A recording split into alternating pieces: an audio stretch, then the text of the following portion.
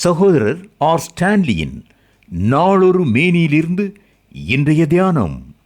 August 29. சபைக்கு உதவும் சங்கம்.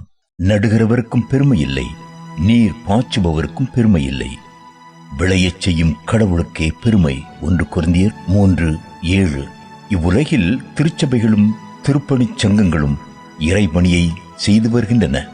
சபைகளுக்கு திருமறையின் அங்கீகாரம் உண்டு என்பதில் கருத்து வேறுபாடு இல்லை. ஆனால் ஊழியச் சங்கங்களை வேதம் அங்கீகரிக்கிறதா என்ற கேள்வி திரும்ப திரும்ப கேட்கப்படுகிறது. இருதரத்தாரும் அவ்வப்போது உட்கார்ந்து பேசி வருவதால் ஒருவரை ஒருவர் கூடுதலாக புரிந்து கொள்ள வகை ஏற்பட்டாலும் இழுபறி இல்லாமல் இல்லை. மிஷனரி இயக்கங்களுக்கான நாற்றங்கால் அப்போஸ்தலர் 13 உண்டு என்பது என் கருத்து.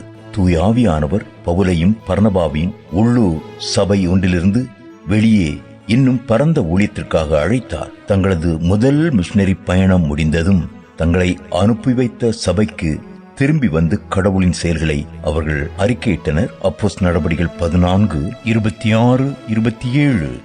ஆனால் அதற்கு பின் பவுலோ அவனது உடனாளிகளோ எந்த ஒரு உள்ளூர் சபை கட்டுப்பாட்டிற்குள்ளிருந்தும் இயங்கியதாக தெரியவில்லை. அவர்களின் ஊழிய பாணி ஒரு மிஷனரி இயக்க பாணியாக மாறியது.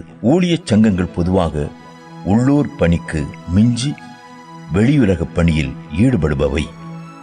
திருச்சபை என்றவுடன் நாம் உள்ளூர் சபையை மட்டும் நினைத்துவிடக்கூடாது. கிறிஸ்துவின் வருகையில் எடுத்துக் கொள்ளப்பட போகிற உலகளாவிய சபையை புரிந்து கொண்டால் கடவுளின் அரசில் ஊழியச் சங்கங்களின் இடம் நமக்கு தெளிவாகும். பல வகையான வரங்கள் மட்டுமல்ல, பலவிதமான ஊழியங்களும் உண்டு. ஆனால் இவற்றையெல்லாம் இயக்கும் கடவுள் ஒருவர்தான். 1 கொரிந்தியர் 12:4-6 வரை. நீ எனக்கு வேண்டியதில்லை என யாரும் யாரிடமும் சொல்ல முடியாது. வசனம் 21. திருச்சபையினர் படிக்க பைபிள் வேண்டுமானால் அதற்கு வேதாகம சங்கங்கள் தேவை. சபை மக்களை பயிற்றுவிக்க இறையியல் கல்லூரிகள் தேவை. அதுபோல உள்ளூர் சபைகளின் மூலம் சந்திக்கப்படாத தொலைவிட மக்களை சந்திக்க மிஷனரி நிறுவனங்கள் தேவை. கடவுள் தமது ஞானத்தின்படி இந்நிறுவனங்களை பாரா சர்ச் ஆர்கனைசேஷன்ஸ் எழுப்பி இவ்வுலகில் தமது திட்டத்தை நிறைவேற்ற பயன்படுத்துகிறார்.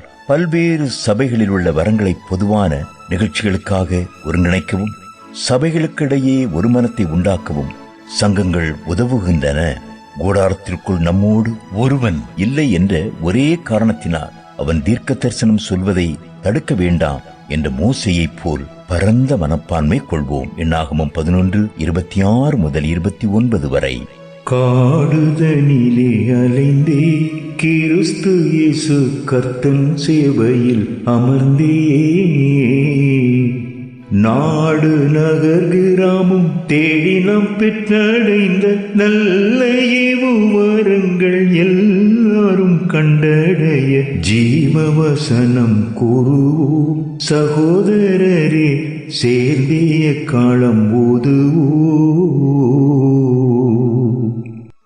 கீர்த்தனை மாவேத மாணிக்கம், நெய்யூர்.